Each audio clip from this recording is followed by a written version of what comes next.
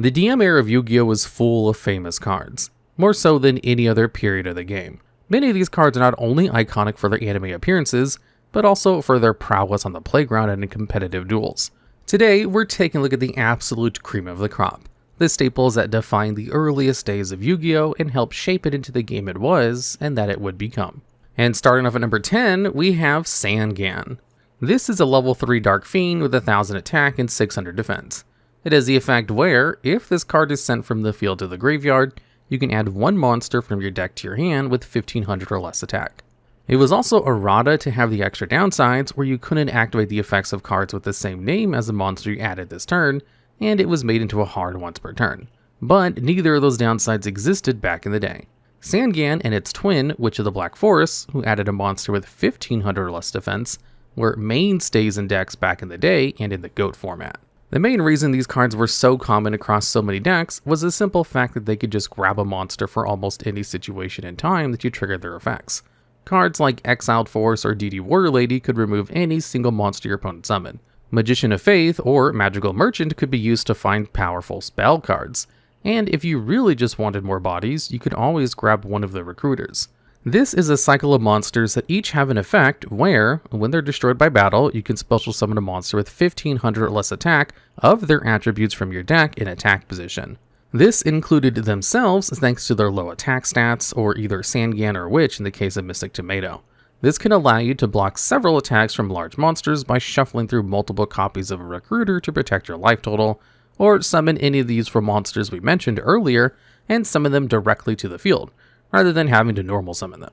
The fact that these monsters can be searched by, and in some cases search Sangan and Witch themselves, and the fact that they can also find so many useful monsters for different situations, is extremely impactful in deck building in this era of the game. Many decks are full of these monsters, and several one-ofs that you don't always want to draw, but will find off the recruiters whenever they're most useful. The reliance of many decks on these recruiters also meant that cards like Dark Ruler Hades was a much bigger niche in GOAT format and associated historical formats thanks to their ability to counter these recruiters. These cards can also allow you to fill your graveyard with monsters, which can be really impactful for powerful cards like Chaos Sorcerer.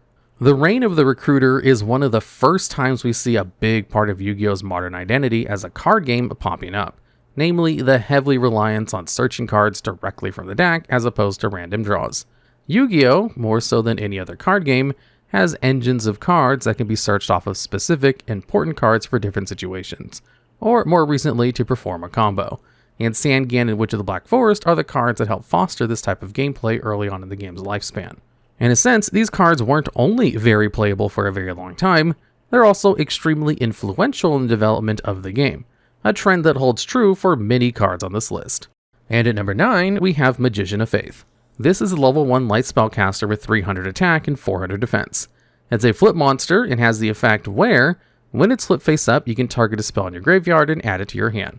One big obvious note about this card is that it's from a time when flip effects were much more common and powerful. Years later, cards like Raikou and Snowman Eater would still have a place in the metagame as flip monsters, or cards with similar effects that could remove problematic threats. This was a very strong type of monster early on, as cards like Gravekeeper's Spy and Night Assailant popped up all over the place thanks to having flip effects which could generate card advantage if your opponent triggered them at the wrong time. This holds true for Magician of Faith as well, however. Magician had one trick up its sleeve that made it way more broken than its contemporaries, and that's the simple fact that DM era spell cards were broken. While many of these cards have been power crept over time, just as many of them haven't, and you also have to look at them in context. Raigeki and Dark Hole may be overall worse than Lightning Storm nowadays, but not only did that card not exist at this time, there also weren't cards like IP Masquerena to give them effect destruction immunity, or cards like Cosmic Blazar Dragon to just negate the board wipe outright. Spell cards were intense power outliers back in the day, far more powerful in that context than even the best spell cards are nowadays, and they were extremely varied in their effects as well. We've been spoiling some future segments on this list here, but the list of targets for Magician includes cards like Raigeki and Heavy Storm to answer your opponent's board, Confiscation and Delinquint Duo to remove key cards from their hand, Change of Heart and Snatch Steal to take away their best monsters for yourself, and Monster Reborn to revive powerful monsters from the grave. Somehow, that's not even the full list of obscenely broken cards Magician could get you back. This somehow gets even worse as well, as there are tons of ways to reuse Magician of Faith's effect if your opponent doesn't answer it. Cards like Book of Moon or Tsukiyomi can flip any monster on the field face down, including your own Magician of Faith, to get back another spell card. Flip effect monsters were, overall, much more powerful and widespread in this era of the game, and there were a lot of options we could have chose from amongst this list. However, none of them are as iconic, widespread, or powerful as Magician of Faith. And at number 8, we have Mirror Force. This is a normal trap with the effect where, when your opponent declares an attack, you destroy all attack position monsters they control. Mirror Force is as iconic as it is powerful, able to wipe your opponent's entire board if they carelessly leave all their monsters in attack position. More modern players may think this card is somewhat underwhelming, but you have to keep in mind the context of the time this card was printed. There were no Nightmare Phoenixes to pop your opponent's back row before battle, no Omni Negates to stop them from activating their battle traps, and far fewer cards that were immune to destruction by card effect. The only real way to interact with battle traps were cards like Mystical Space Typhoon, which were powerful but not always readily accessible. This made battle traps as a class of cards far more powerful, and while Mirror Force was the most high profile, it wasn't the only battle trap players relied on. Another very common card at the time was Sakuretsu Armor, which simply destroyed a monster if it declared an attack. This simple 1-for-1 trade can be absolutely devastating in the right circumstances. Destroying a monster your opponent put a lot of resources into summon, such as a tribute monster, can net you a ton of card advantage and tempo, and simply using it to protect important monsters for your strategy or just powerful monsters in general can be very powerful too. Even cards like Magical Cylinder has uses in the format in more aggressive decks, where protecting a key aggressive monster and doing upwards of 2,000 points of direct damage with a single card can be the difference between winning and losing a game. While Mirror Force and the battle traps are very powerful, they weren't the only set cards you had to fear. Torrential Tribute and its ilk were also extremely common and powerful. Tribute is slightly less devastating in a perfect scenario than Mirror Force, as it will destroy your own board. But the flexibility it provides with its more generic activation condition, and the fact it destroys monsters regardless of position, means that there wasn't a clear victor for which card was more powerful for a long time. Cards like Mirror Force in particular are somewhat relics of a bygone era, as normal traps, and especially battle traps, have been heavily power crept out of the game. But the sheer amount of work Mirror Force put in during the early years has secured it a spot in Yu-Gi-Oh's history. And at number 7, we have Solemn Judgement. This is a counter trap with the effect where, when your opponent summons a monster or activates a spell or trap card, you can pay half your life points to negate the summon or activation and destroy that card. This is one of the best aged cards on this list, as Solemn is still a somewhat playable card into the modern day.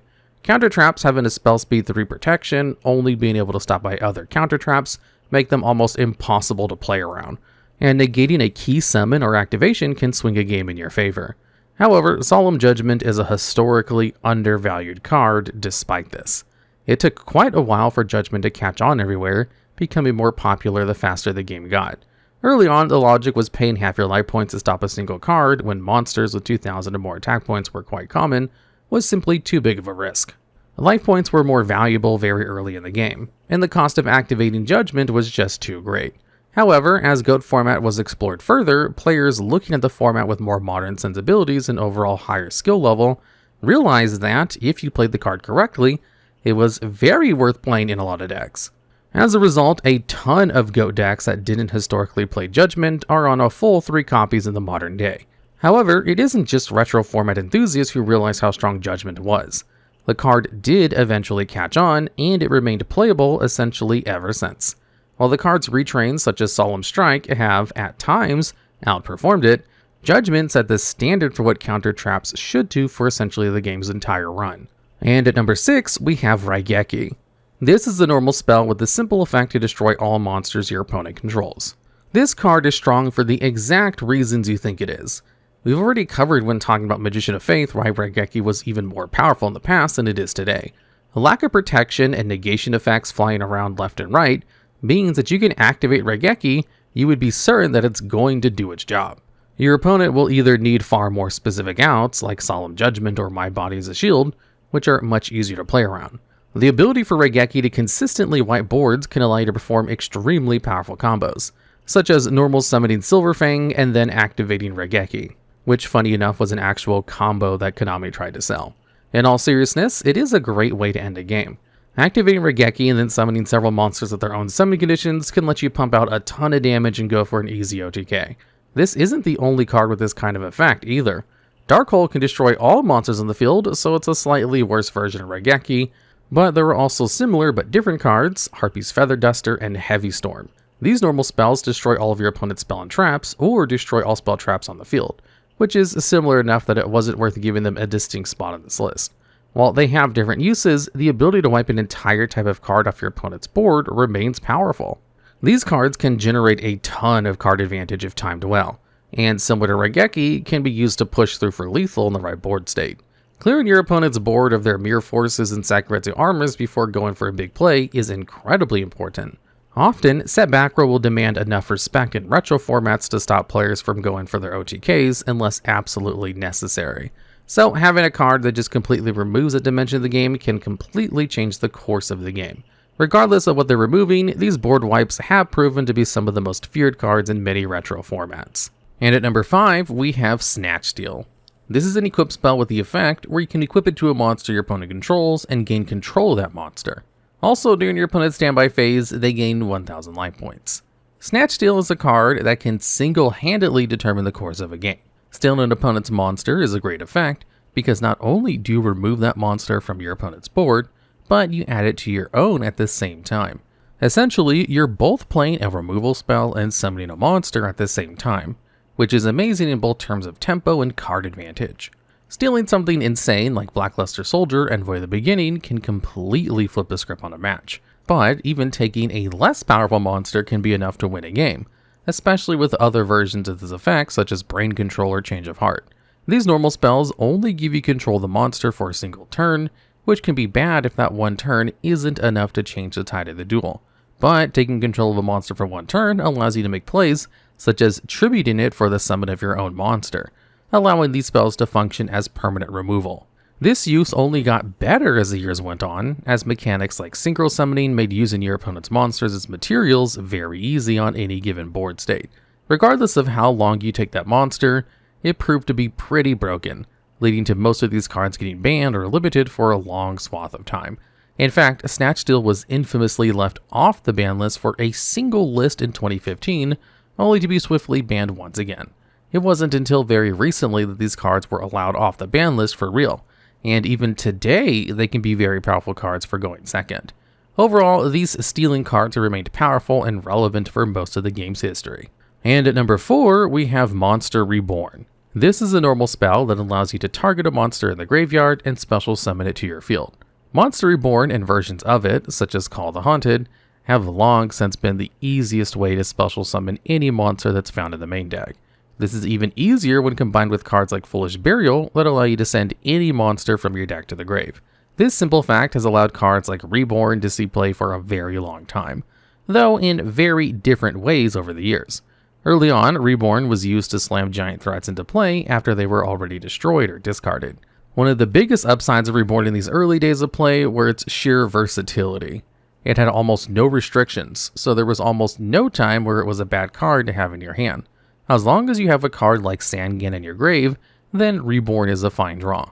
It was even better than drawing another copy of the monster you wanted to summon, because it didn't take your normal summon.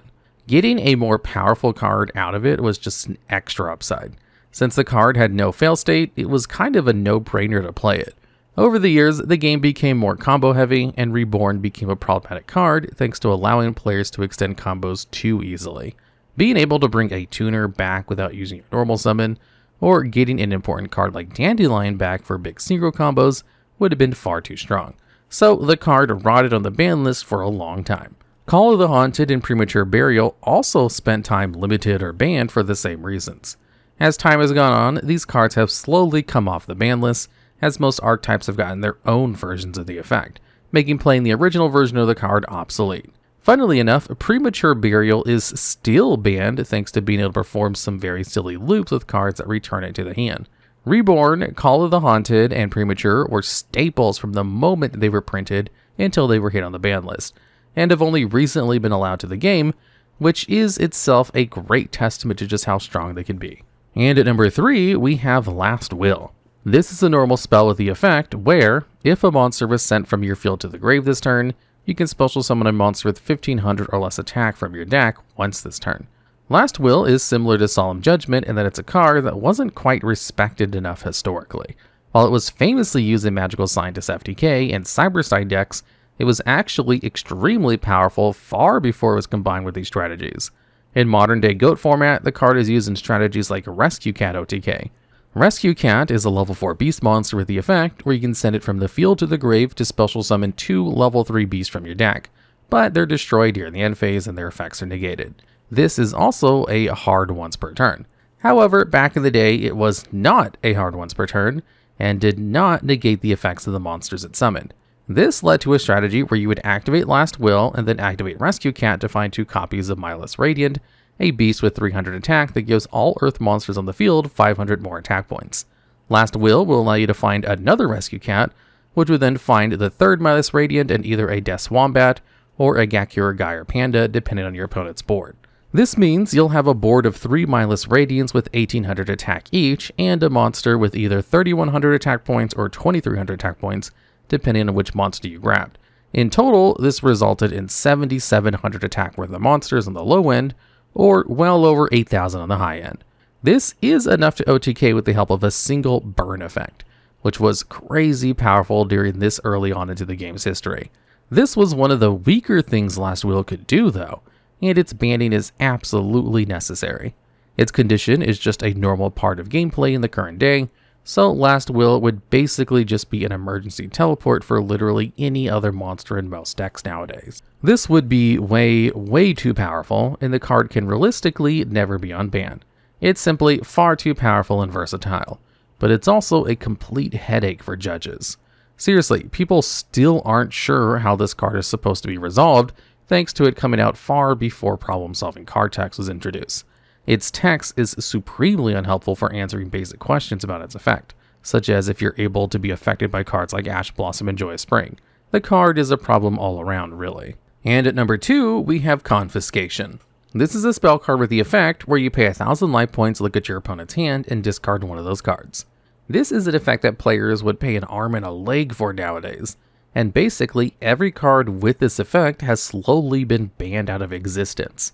Even heavily nerfed versions of the card, such as a Pointer of the Red Lotus, proved themselves to be way too strong. The reason for this effect's absurd power level is multifaceted. For one, unlike games like Magic the Gathering, where this effect is quite common, using a card like Confiscation doesn't affect your ability to develop your game plan at all. If Confiscation prevented you from normal or special summoning that turn, there would be a lot more to think about when activating it. But you lose absolutely nothing for activating Confiscation. It also gives you perfect knowledge of what your opponent's working with when you activate it, which is broken in Yu-Gi-Oh! And has only gotten more powerful over time. This lets you know if your opponent has a card like Mirror Force or Heavy Storm, and allows you to play around it perfectly. And as the years have gone on and hand traps have become more commonplace, this has gotten even more powerful. So strong in fact that the card Triple Tactics Talent, which can use this effect only if your opponent activated a monster effect during your main phase, is limited to 1 in the TCG currently. However, the thing that's most infamous about Confiscation and its ilk is the ability to rip apart your opponent's entire opening hand on turn 1, before they even get a chance to play.